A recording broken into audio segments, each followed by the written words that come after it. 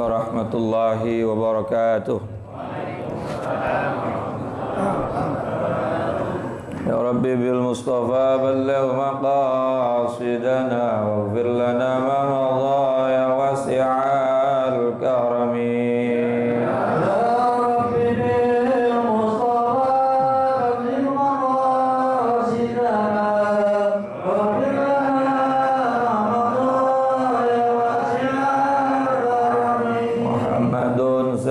الكونين والثقلين والفريقين من عرب ومن عجم يا رب بالمصطفى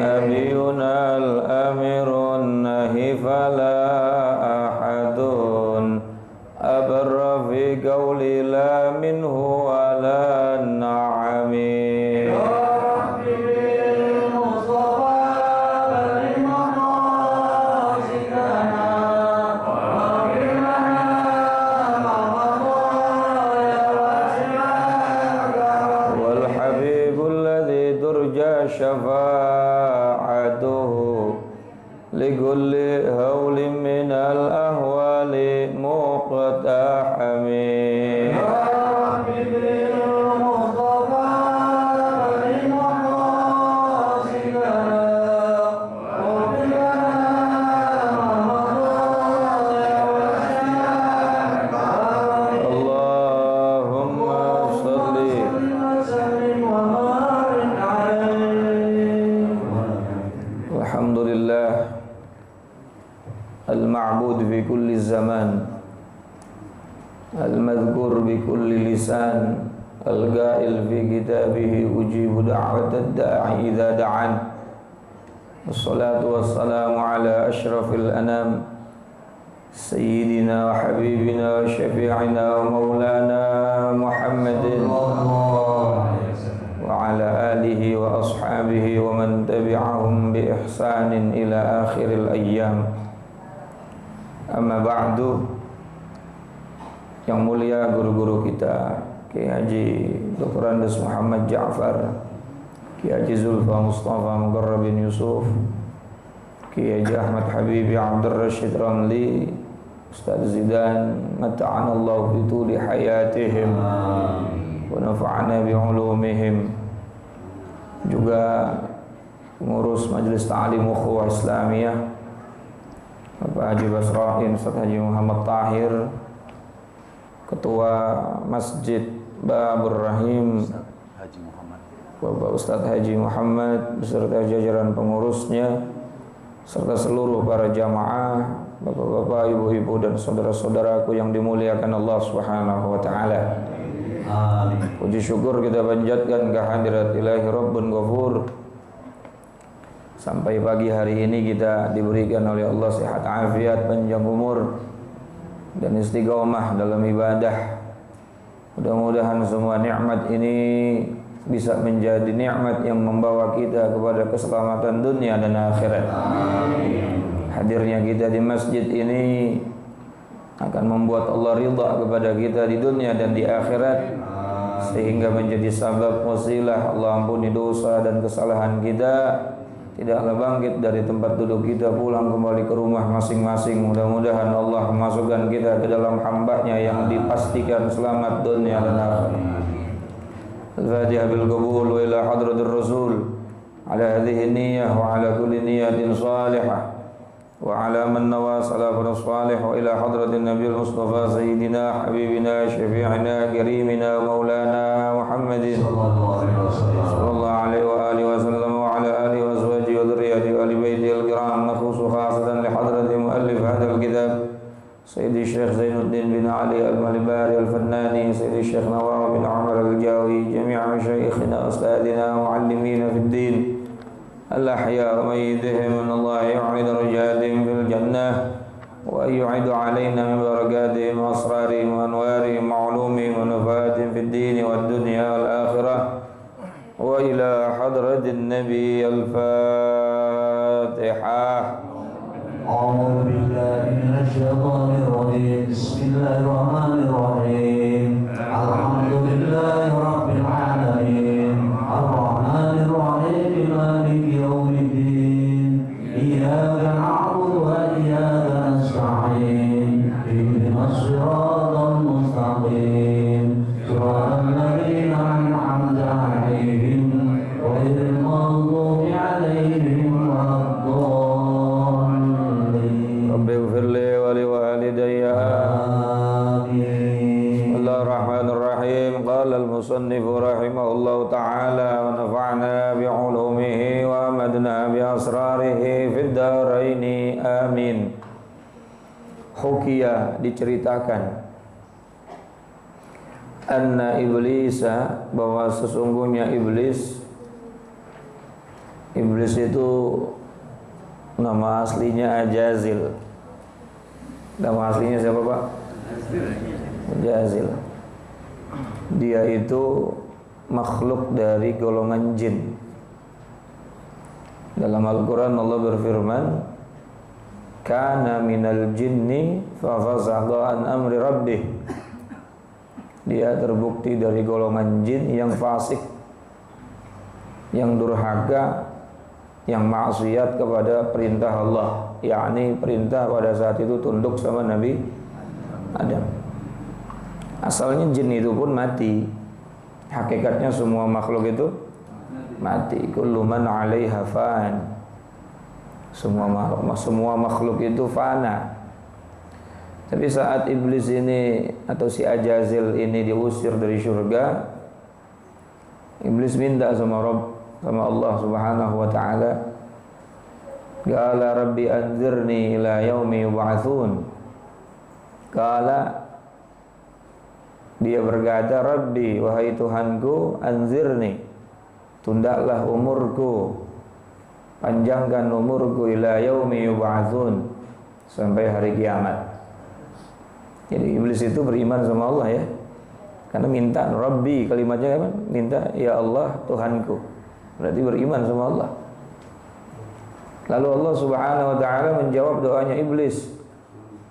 Apa doanya? Apa jawaban Allah? Qala innaka minal mundzirin.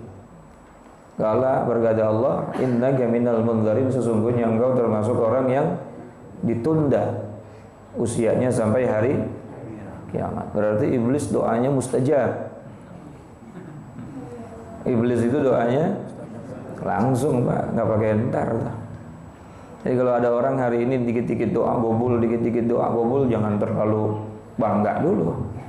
Belis juga gobul. Karena dunia ini semuanya ujian. Ad-dunya darul bala. Dunia ini tempat Allah memberikan ujian. Ada orang diuji dengan gobulnya doa, ada orang diuji dengan lamanya doa digobul. Ada orang keinginannya langsung diberikan oleh Allah, ada yang keinginannya lama nggak dikasih-kasih. Betul kan? Sampai kita tiarap-tiarap doa nggak dikasih-kasih. Nggak usah putus asa, karena memang Allah Subhanahu wa taala menjadikan dunia ini tempat memberikan ujian.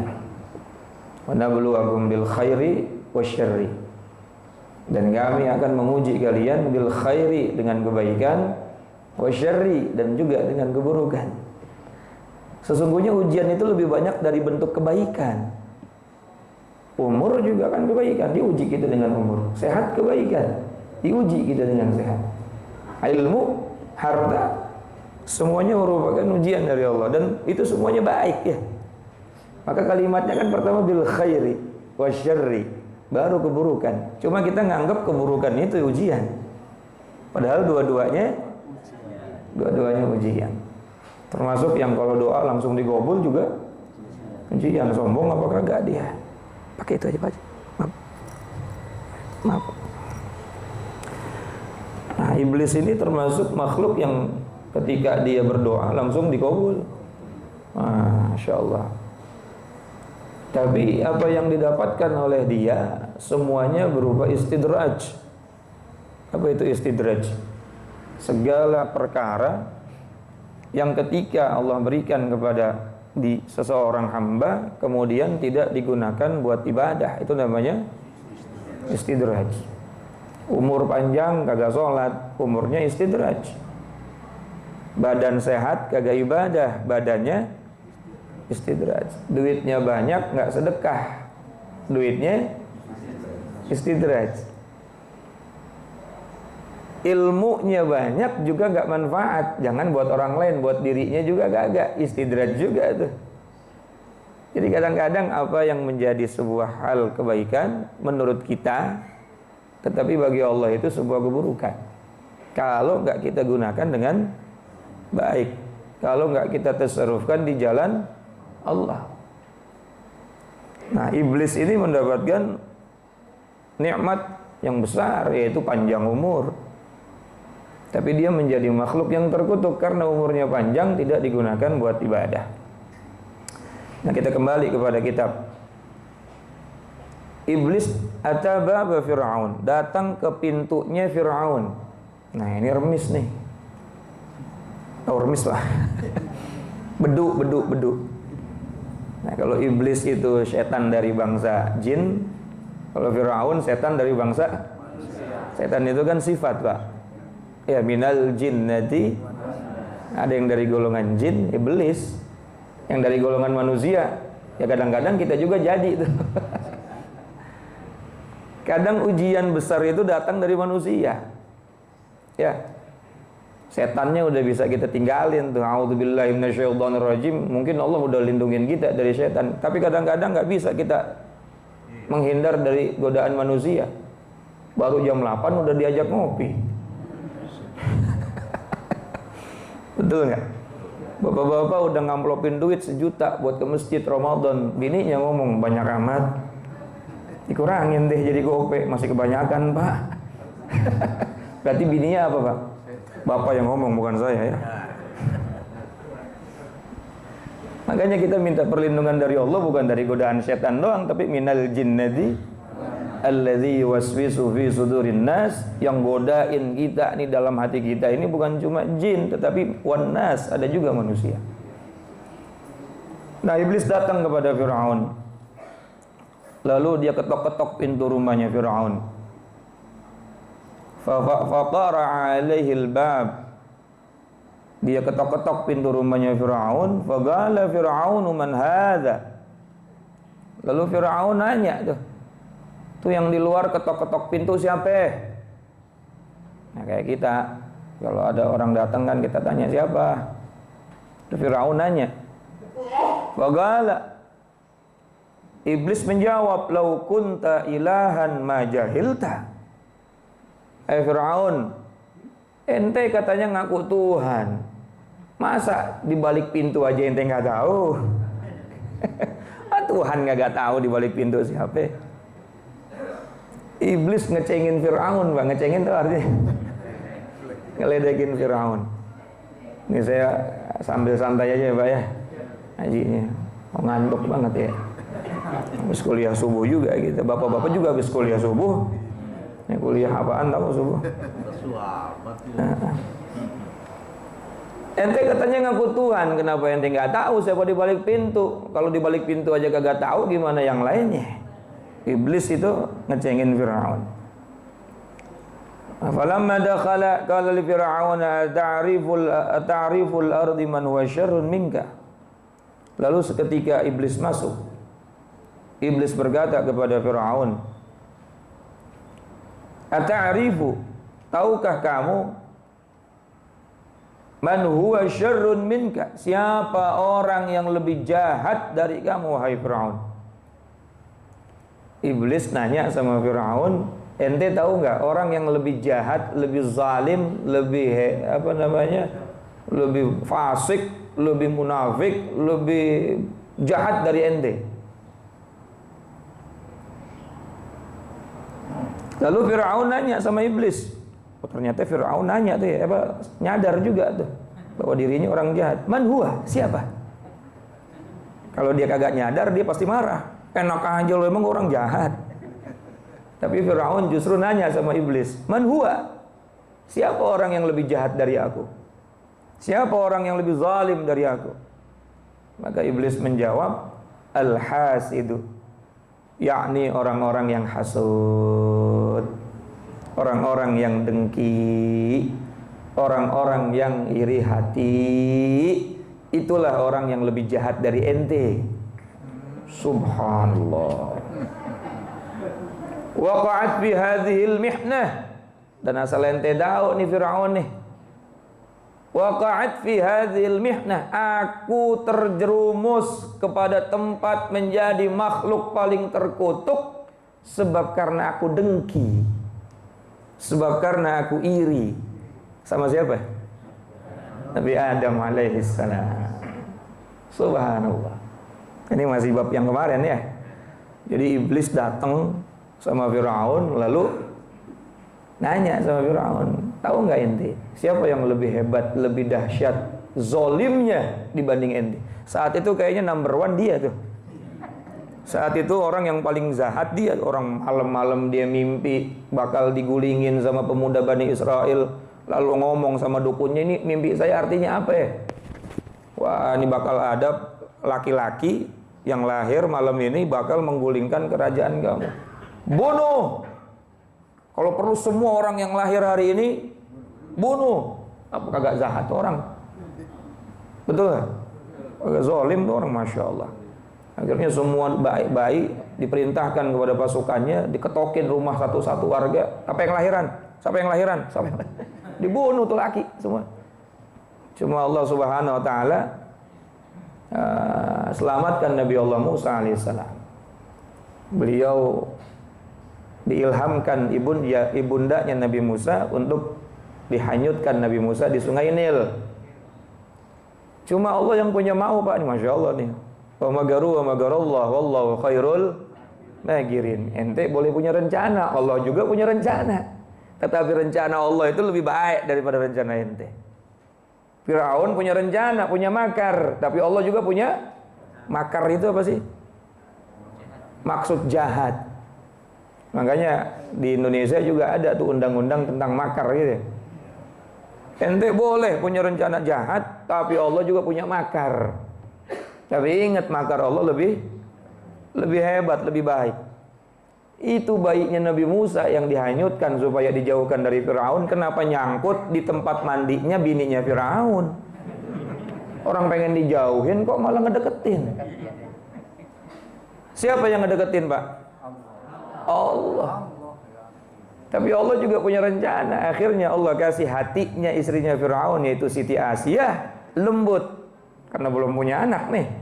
Ya bagaimana punya anak, Pak? Tiap Firaun ketok-ketok pintunya, Siti Asiahnya diamankan oleh Allah Subhanahu wa taala. Tapi Allah mengambil babi yang paling besar, paling hitam, paling bau, diserupakan wujudnya seperti Siti Asiah. Sehingga seumur hidup kagak pernah ditoel tuh Siti Asia sama Firaun. Makanya kagak punya anak. Dan beliau ini wanita suci. Datang pada saat Nabi Muhammad SAW lahir. Hadara ummahu lailata maulidihi Asiyah wa Maryamu fi niswatin minal hadiratil Qudusiyah. Udah lupa dah berjanjinya. Nah, hari itu hadir Asia pada saat Rasulullah lahir.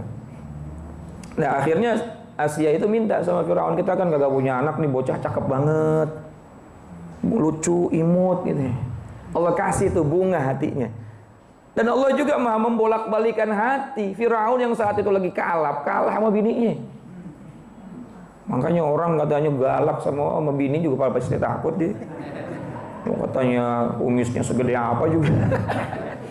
Sama orang galak bagaimana, bininya malah langsung ciut. Firaun ciut. Ya udah dah. Akhirnya dipelihara itu yang namanya Nabi Allah Musa alaihis salam. Dipelihara di kerajaannya Firaun. Orang yang bakal menggulingkan kerajaannya ada di dalam kerajaannya. Luar biasa enggak ini Allah Subhanahu wa taala? Makanya enggak usah takut kita. Kalau dalam segala urusan Allah punya cara, Pak. Yang penting kita minta. Tugas kita cuma satu hidup ini. Iyyaka na'budu wa iyyaka nasta'in. Menyembah, meminta. Udah, kita nggak usah mikirin caranya. Tadi ada orang minta difatihahin buat umroh. Bapak nggak punya duit, nggak usah pesimis, Pak. Nyembah Allah, istiqomah ibadah, minta sama Allah. Nanti caranya banyak. Cuma kita kan hati ragu-ragu mulu. Masa iya duitnya kagak punya, token listrik aja belum bayar. Gak usah mikir begitu, Allah punya cara. Pengen gulingin Firaun, caranya Allah unik banget tuh. Masukin orang yang pengen gulingin Firaun, justru dirawat sama Firaun. Jadi anak angkatnya, subhanallah. Betul ya? Termasuk kita kalau punya urusan apa-apa, tugas kita cuma dua, ya iyyaka na'budu, nyembah Allah yang benar, wa iyyaka nasta'in, dan minta sama Allah. Nanti urusan kita bakal dikasih jalan keluar sama Allah. Caranya gimana? Nggak usah mikir. Allah yang bakal ngegerakin kita, gimana caranya? Masya Allah. Saya kalau banyakkan mikir nggak punya mobil. Allah kasih cara kita. Yang penting dua itu jangan ditinggalin, beribadah dengan baik dan benar, istiqomah dan doa jangan pernah putus. Betul nggak? Kayak sekarang kan udah musim umroh nih, udah banyak. Saya banyak diajakin umroh, nggak pernah mau saya, Pak. Diajak doang, kagak dibayarin. Diajak doang, kagak dibayarin. Masya Allah. Nah akhirnya Firaun menjadi apa? Musuhnya anaknya sendiri, yaitu Nabi Musa. Saat itu Firaun sangat luar biasa, dahsyatnya, zolimnya kepada umat, kepada Bani Israel. Zolimnya luar biasa. Tapi kata iblis, ada yang lebih zolim dari ente. Siapa? Al-hasid, yakni orang-orang yang punya penyakit hasud. Sebab karena itulah aku menjadi makhluk terkutuk. Iblis itu beriman kepada Allah. Iblis itu udah sujud jutaan tahun kepada Allah bersama para malaikat. Cuma gara-gara iri sama Nabi Adam, dengki sama Nabi Adam, kagak demen sama Nabi Adam. Usjudu li Adam fasajadu illa iblis. Semua orang udah pada tunduk sama Nabi Adam di surga karena perintahnya Allah Subhanahu wa taala, illa iblis, kecuali iblis. Aba wastakbara. Dia punya sifat takabur. Takabur itu timbul karena sifat hasad. Ditanya sama Allah, iblis, ente kenapa kagak mau tunduk sama Adam? Jawabannya nih, ini jawaban yang bikin iblis terkutuk. Saya sering ulang-ulang, termasuk buat diri saya sendiri, supaya nggak ada tuh kalimat itu. Apa kalimat iblis yang bikin Allah murka? Ana khairum minhu. Aku lebih baik dari dia. Kalimat ini yang bikin Allah kagak demen sama iblis. Aku lebih baik dari dia. Khalaqtani min nar wa khalaqtahu min tin. Kau ciptakan aku dari api. Aku lebih gagah dong Allah. Kau duluan ciptakan aku, lama aku di surga. Wa khalaqtahu min tin, sementara Adam kau ciptakan dari tanah. Apa tanah tiap hari diinjek-injek? Aku kudu tunduk sama dia. Kagak, nehi. No. Aku moh. Subhanallah. Gara-gara ini akhirnya iblis menjadi makhluk terkutuk. Ini kalimat yang kita sering dengar, Pak, tapi nggak bikin kita terenyuh ya. Kadang-kadang cuma dengar, besok lupa. Padahal ini penyakit dahsyat. Kata iblis, itu makhluk yang paling zalim, lebih zalim dari kamu. Lebih zalim dari kamu. Firaun masih sayang sama Musa tuh.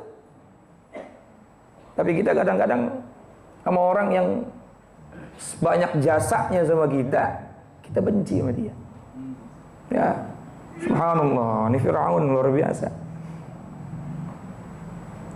Bahkan iblis dalam satu riwayat pernah nanya sama malaikat Jibril. Malaikat Jibril, Pak. Kenal malaikat Jibril? Orang di mana? Sakti amat kenal sama malaikat Jibril ya?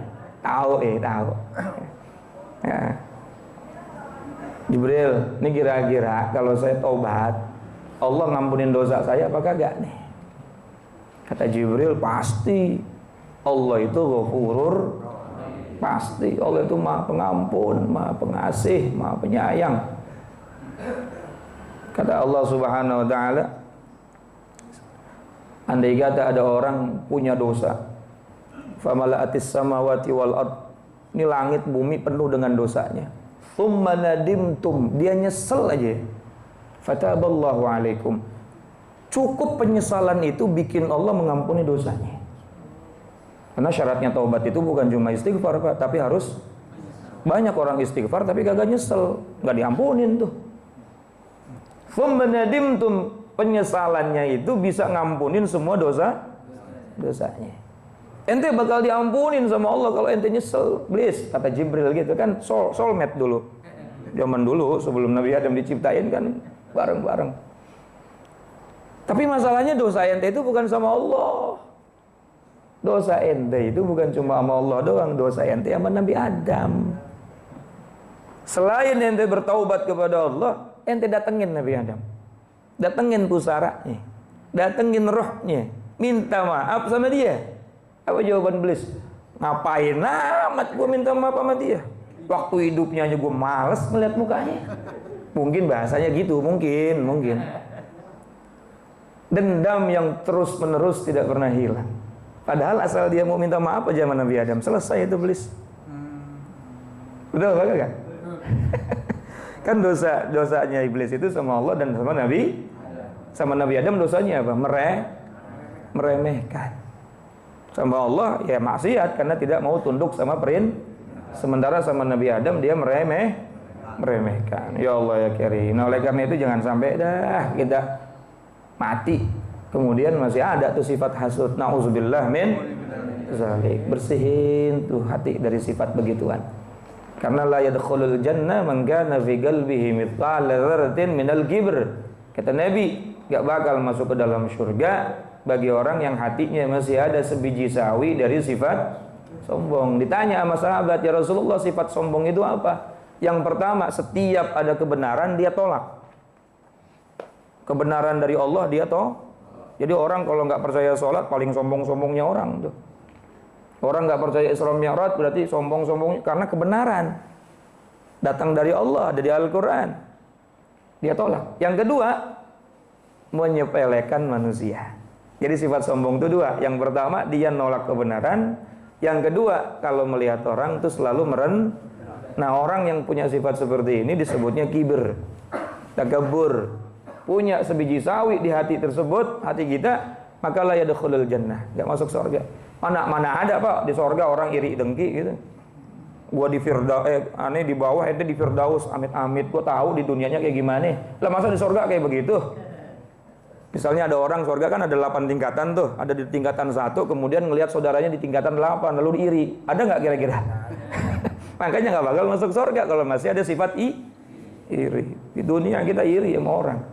Tahu kerjanya, gajinya berapa kita tahu, bangun rumah lagi. Duit dari mana ya?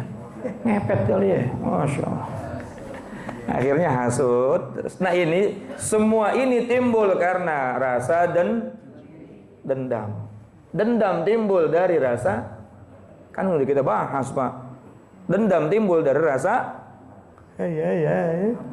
rasa marah yang berkelanjutan, yang tidak habis-habis, akan menimbulkan sifat dendam dulu. Hadisnya udah belum 2 minggu ini. Marah dulu, nih marahnya nggak kelar-kelar nih. Makanya kata Nabi itu marah jangan lebih dari 3. Kalau lebih 3 hari nanti khawatir dia mengakar di hati. Kalau sudah mengakar di hati akan timbul kalau sudah dendam akan timbul hasud. Jadi hasud itu sumbernya dari rasa marah yang menjadi dendam kemudian hasud. Kalau sudah marah sama orang kan Pak, kita nggak senang dia dapat nikmat, betul nggak? Kita udah benci sama orang nih, bencinya keterlaluan. Maka nikmat apapun yang didapatkan oleh orang tersebut kita nggak bakal demen. Anaknya sarjana kita kagak demen, dia kawin lagi kita juga kagak demen. Nikmat apa aja bagi orang yang kita benci nggak bakal kita suka. Nah, nggak sukanya kita dengan nikmat orang lain itu namanya hasud. Hasud itu hasil dari dendam, itu sumbernya pertama kali ada marah. Konsepnya begitu. Diulang lagi apa nih babnya nih? Jadi marah dulu, karena marahnya nggak hilang-hilang, jadi setelah dendam baru timbul sifat. Makanya kalau marah jangan lama. Makanya enaknya jadi orang Islam setiap ketemu salam, biar kagak lama-lama tuh. Masya Allah ya Kiri. Mudah-mudahan kita dijauhin dari sifat itu. Termasuk saya, mudah-mudahan juga dijauhin. Allah mendatang juga. Suara udah lumayan, ini kagak ada air lagi ya. Air mata. Kita lanjutin lagi, Pak. Wa syu'batur rabi'atu wal arba'un. Hitung-hitung kita tawakuf ya. Dan adapun cabang iman yang ke-44. Man'u zammil muslimin. Adalah menahan perbuatan dari menjelek-jelekan orang muslim fi hadratihim, baik kita ngejelekinnya di hadapan mereka, au ghaibatihim, ataupun ketika tidak adanya mereka. Gak boleh kita ghibah, ngejelek-jelekin orang, baik di depan orang tersebut atau di belakangnya. Ada orang ngomong begini, bangga banget, gua mau ngomongin juga, kagak di belakang, di depan, ini sama juga. Itu lebih nyakitin. Betul nggak? Sama aja. Jadi mau di depannya, mau kenyataan. Kalau kenyataan namanya ghibah. Kalau bukan kenyataan namanya fitnah. Lebih dahsyat lagi itu dosanya. Nah ini berkaitan babnya ya dengan bab hasud. Dari hasud itu nanti akhirnya menjadi benci. Benci menjadi menjelek-jelekan kepada orang lain. Qala Rasulullah sallallahu alaihi wasallam. Rasulullah sallallahu alaihi wasallam bersabda, bihasabi imri'in minasyarri, ukuran perbuatan jelek seorang muslim, ayyu haqqira akhahul muslim, adalah ketika dia sudah berani menghina saudaranya sesama muslim. Itu udah dapat predikat muslim yang jelek. Jadi kita kalau pengen dapat titel muslim yang jelek, nggak usah kuliah, ngejelekin orang muslim aja udah. Kita termasuk apa? Orang yang di hadapan Allah, di hadapan Rasulullah itu muslim yang jelek. Karena lawan kata dari hadis ini, ada hadis dalam Sahih Muslim, al-muslim dikatakan dia orang Islam yang benar nih bagi di hadapan Allah dan Rasulnya, man salimal muslim min lisanih wa yadih, adalah orang Islam yang bisa menyelamatkan orang Islam yang lainnya dari mulutnya dan dari perbuatannya. Ketika mulutnya sudah bisa menyelamatkan orang lain dari caci maki, dari ghibah, dari fitnah, ketika perbuatannya sudah bisa membuat nyaman orang lain, maka dia baru mendapatkan gelar muslim yang baik. Tetapi sebaliknya, ketika seorang muslim menyakiti muslim yang lain, menghina muslim yang lain, itu sudah cukup menjadi satu nilai dari Allah Subhanahu wa taala. Orang tersebut sudah menjadi muslim yang buruk. Kullul muslimi 'alal muslim haramun damuhu wa maluhu wa 'irduh. Setiap orang muslim atas muslim yang lainnya haram darahnya, haram hartanya, dan haram kehormatannya. Gak boleh kita menumpahkan darah, memukul sampai ngalir darahnya, apalagi sampai membunuh. Begitu pula hartanya haram kita otak-atik, apalagi sampai diambil. Begitu pula kehormatannya kita jaga itu. Wal makna, dan makna hadis tersebut, yakfil insana minal gabaih, cukuplah ukuran manusia menjadi manusia yang tabaih, termasuk orang-orang yang jelek di hadapan Allah, ayyastahqira bi akhihil muslim, yaitu ketika dia menghina saudara muslimnya sendiri. Ketika dia sudah berani menghina saudara muslimnya sendiri, maka dia sudah masuk dalam kategori muslim yang jelek. Li fagrin, menghinanya kadang-kadang karena kefakirannya. Dasar kismin loh. Nih gua nih orang terlanjur kaya, lahir juga udah kaya gua mah, Masya Allah. Au ghairihi, ataupun selain daripada menghina orang tersebut dengan kefakirannya. Falillahi ta'zimuhu wa ikramuh, karena sebaiknya sesama muslim harus saling menghormati dan memuliakannya. Ma'asyiral jamaah yang dirahmati dan dimuliakan Allah. Imam Ali karramallahu wajhah, Sayyidina Ali karramallahu wajhah, menantu baginda Nabi sallallahu alaihi wasallam. Yang ini termasuk ahlul bait. Ahlul baitil Mustafa ad-Duhri hum amanul ardi faddagiri syubbihu bil anjumiz zuhri mitla ma qad jaa fis sunani. Ahlul baitnya Nabi itu adalah penyelamat umat. Makanya dulu waktu masa-masa awal Covid itu saya dapat kiriman video dari kiai saya di Jombang, itu suruh baca qasidah li khamsatun udfi biha harrul wabail. Gimana? Li khamsatun udfi biha harrul wabail khatimah al Mustafa wal Murtada wa banahuma wa Fatimah. Ada 5 perkara yang bikin wabah bencana ini hilang. Yang pertama al Mustafa Sayyidina Muhammad, wal Murtada Sayyidina Ali karramallahu wajhah, wa banahuma dan anaknya Sayyidina Ali Hasan wal Husain, wa Fatimah dan Sayyidina Fatimah Zahra. Banyakin baca sholawat, insyaallah jauh bencana. Insyaallah jauh daripada penyakit-penyakit yang berat. Cinta sama ahlul bait, cinta sama keluarganya Nabi, itu juga akan menjauhkan kita dari bencana. Sayyidina Ali bilang begini, Pak, supaya kita ini mendapatkan ridhanya Allah Subhanahu wa taala, aku punya wiridan. Bapak pengen nggak? Wiridannya Sayyidina Ali, saya terjemahin pakai bahasa Indonesia. Dia selalu berkata apa? Sebaik-baiknya saya masih lebih baik kamu. Seburuk-buruknya kamu masih lebih buruk saya. Itu Sayyidina Ali karramallahu. Kalau dia melihat kaum muslimin begitu, sebaik-baiknya saya masih lebih baik kamu, dan seburuk-buruknya kamu masih lebih buruk saya. Sehingga hatinya itu nggak ada potensi buat menghina orang, nggak ada potensi dalam hati untuk merasa lebih baik dari orang tersebut, kecuali kalau sudah jelas kezalimannya, kecuali kalau sudah jelas kekafirannya, ya wajar.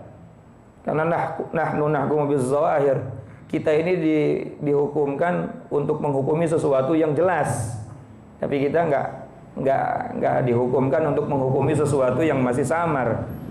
Tapi hatinya begini, Tat, ya nggak usah, bukan urusan kita. Asal dia kelihatannya baik, udah orang baik gitu aja deh. Makanya kita diajarin sama orang-orang tua kita, guru-guru kita, kalau ada orang meninggal dunia, gimana?